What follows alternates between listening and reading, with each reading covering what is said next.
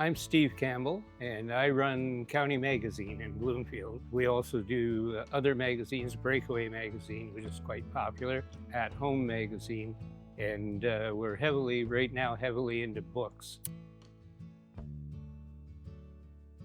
I've been writing most of my life. I was one of those oddball students in high school. They did that aptitude test thing on me, and I was equally split between arts and literature and math and science. So my guidance counselor told me, you can do anything you want. So I decided to go into engineering because it paid better than writing, but that was a horrible mistake. I went to Loyalist College because they had a really great communication program.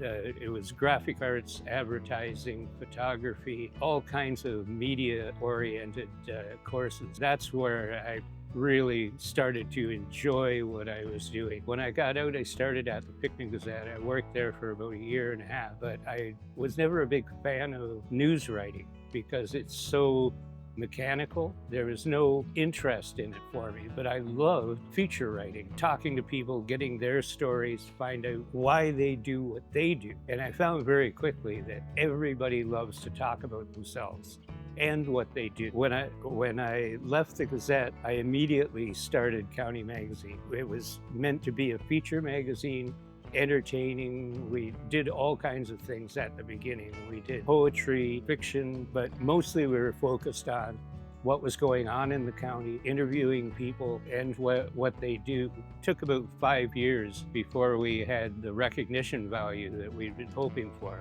And I remember the first call I made where I went, "Hi, I'm Steve Campbell with County Magazine." They go, "Oh, yeah, I like that magazine." And I went, "Yes, finally, we're there."